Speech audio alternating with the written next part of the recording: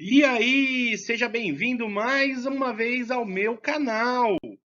Eu, Prof. Guilherme De Luca, estarei aqui contigo para estudarmos um pouco mais sobre ética para a prova da OAB.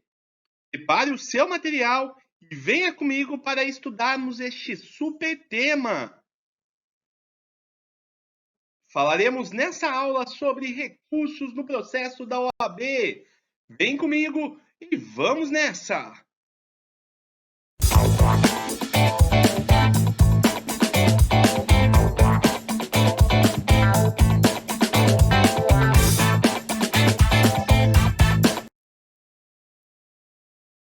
Na aula de hoje, você terá a oportunidade de estudar recursos no processo da OAB, tema este tão importante para aqueles que estudam toda a sistemática de um processo disciplinar perante a Ordem dos Advogados do Brasil. Mas antes, não se esqueça de se inscrever no meu canal. Deixe seu like, ative o sininho, deixe também um comentário para que possamos atingir o maior número de estudantes rumo à sua aprovação. Na aula de hoje, falaremos sobre recursos.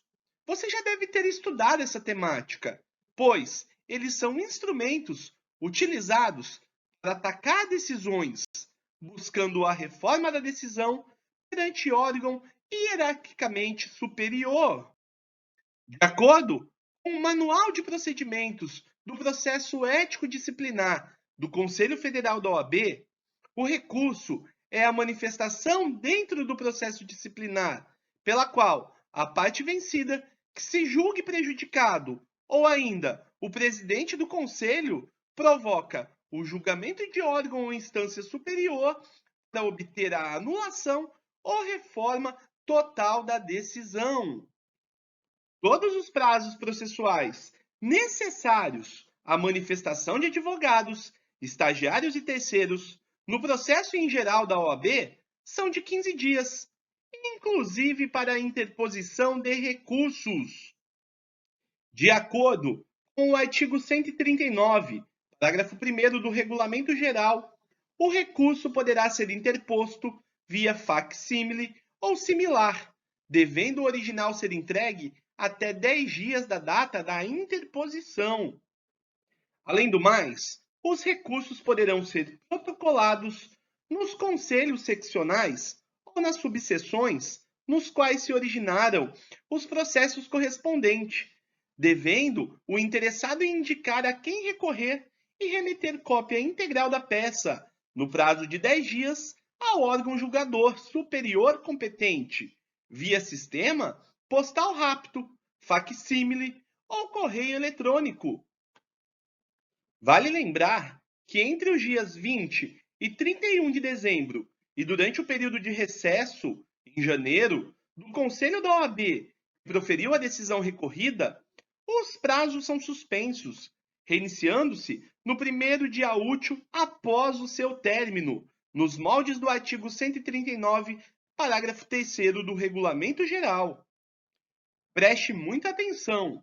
Todos os recursos têm efeito suspensivo, exceto quando tratarem de eleições dos órgãos de suspensão preventiva decidida pelo Tribunal de Ética e Disciplina e de cancelamento da inscrição obtida com falsa prova, artigo 77 do Estatuto da OAB.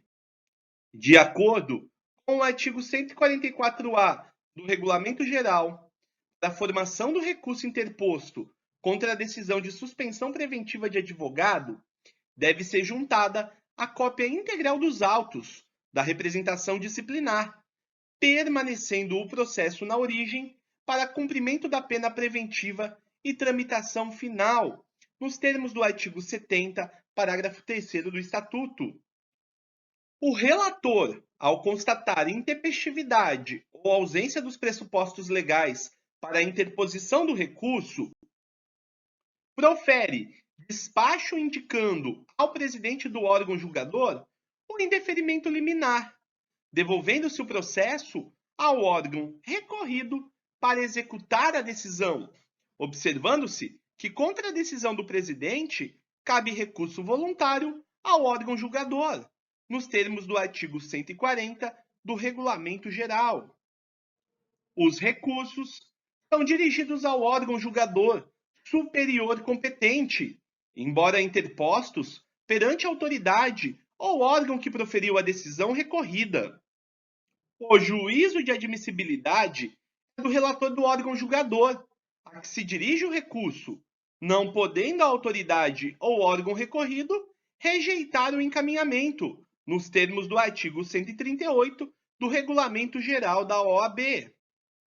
Além disso, o Regulamento Geral da OAB prevê os embargos de declaração, que são dirigidos ao relator da decisão recorrida, que lhes pode negar seguimento fundamentadamente, se os tiver por manifestamente protelatórios, intempestivos ou carentes dos pressupostos legais para a interposição, conforme parágrafo 3º do artigo 138 do Regulamento Geral.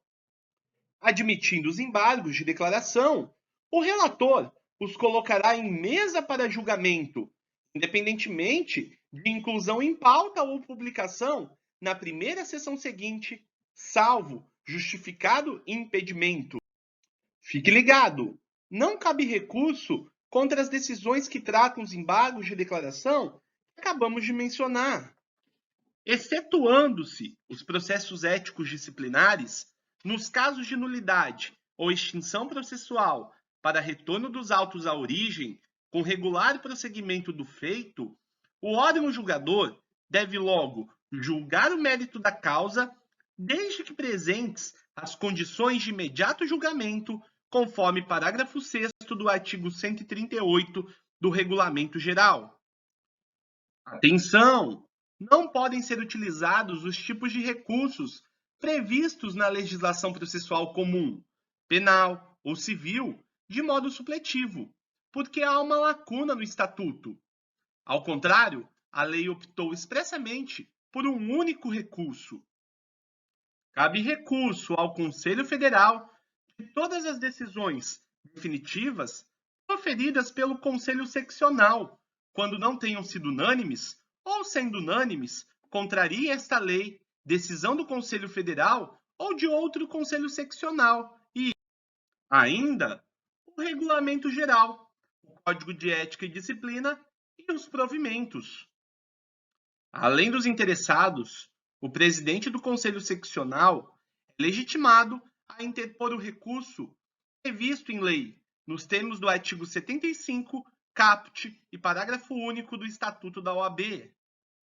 Sob a ótica do Estatuto, o recurso ao Conselho Federal contra a decisão do Conselho Seccional tem natureza extraordinária, razão por que restringe-se a demonstração de violação da legislação, ou seja, questão de fato não pode ser revista. Vale lembrar que também cabe recurso ao Conselho Seccional de todas as decisões proferidas por seu presidente, pelo Tribunal de Ética e Disciplina ou pela diretoria da subseção ou da Caixa de Assistência dos Advogados, artigo 76 do Estatuto da OAB. De acordo com o artigo 67 do Código de Ética e Disciplina da OAB, os recursos contra decisões do Tribunal de Ética e Disciplina ao Conselho Seccional regem-se pelas disposições do Estatuto da Advocacia e da Ordem dos Advogados do Brasil, do Regulamento Geral e do Regimento Interno dos Conselhos Seccionais. O Tribunal dará conhecimento de todas as suas decisões ao Conselho Seccional, para que determine periodicamente a publicação de seus julgados. Aponta-se que nos processos administrativos da OAB não cabe agravo por ausência de previsão legal, sendo admitidos apenas os recursos previstos no Estatuto e no Regulamento Geral da OAB, conforme entendimento sumulado do órgão especial do Conselho Pleno do Conselho Federal da OAB, súmula 4 de 2013. Por fim, de acordo com o artigo 144b do Regulamento Geral, não se pode decidir em grau algum de julgamento, com base em fundamento, a respeito do qual não se tenha dado às partes oportunidade de se manifestar anteriormente, ainda que se trate de material sobre a qual se deva decidir de ofício, salvo quanto às medidas de urgência previstas no Estatuto. Tema solicitado por você, aluno, é tema dado. Caso tenha gostado desta aula, se inscreva no nosso canal, @Prof. Guilherme De Luca no YouTube. Ative o sininho, ative aí as notificações, deixe seu like, deixe seu comentário e tenha muito conteúdo de direito para você. Espero no próximo vídeo. Até mais!